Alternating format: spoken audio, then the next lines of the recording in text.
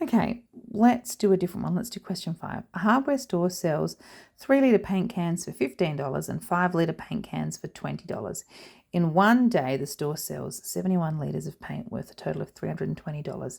How many paint cans did the store sell? So I've transferred that over here. 3-litre can is $15.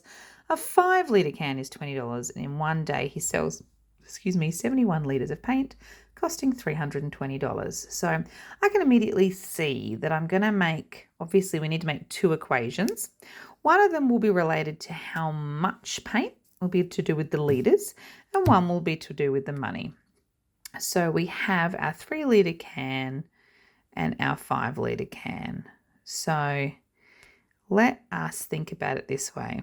How many paint cans did the store sell? So let's say, let the number of 3-litre cans be X and the number of 5-litre cans be Y. So if we have that there, the number of them, we then can go, right, how much paint? For every can of X, for every 3-litre can, we are selling 3 litres of paint. So we have 3X. And for every 5-litre can of paint, we are selling 5 litres for each can of paint. So 3 litres for that can of paint, 5 litres in that can of paint. And obviously the total needs to be our 71 litres up here. So we have 71. So we end up with 3X plus 5Y equals 71. That's our first equation. All right, the other one's to do with money. So however many cans of the 3-litre that we sell is going to be $15. So 15X plus 20Y is going to be the amount of money we made. So 320, and that is 2. Okay, so we have our 2 equations here. We obviously need to calculate an answer for X and Y to be able to solve this problem. And immediately I'm thinking, well, I know that equation 2 is divisible by 5. That might help us a bit. It might not. So let's just divide everything in equation 2 by 5. And let's see if it makes things a bit more manageable. So 15 divided by 5 is 3. It's going to be 4y. And 320 divided by 5 is going to be, how many 5s in 30? There's going to be 6, remainder 2. How many 5s in 20? There's 4. All right, it's a bit prettier. It's not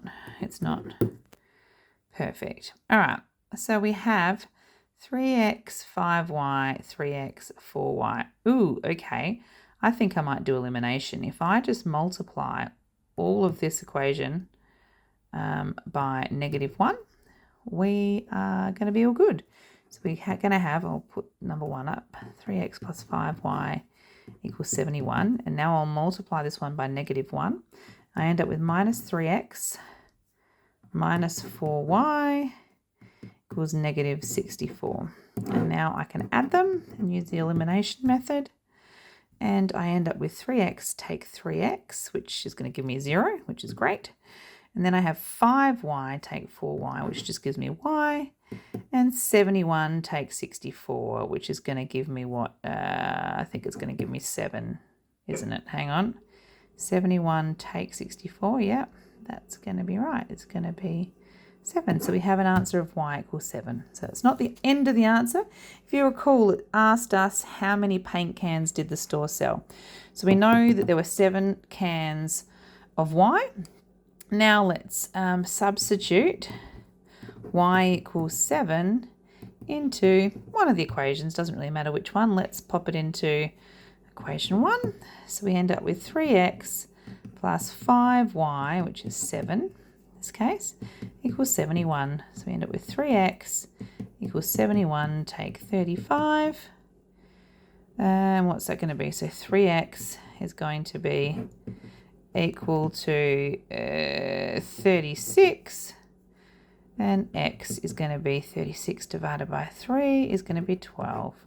So if we have y is 7 and x is 12, we know that the total number of cans the store sold would be 7 plus 12. That's the total number of cans sold, so we've got 19. Hopefully that was the answer at the back of the book, since I've just worked it out. I haven't checked it. Okay?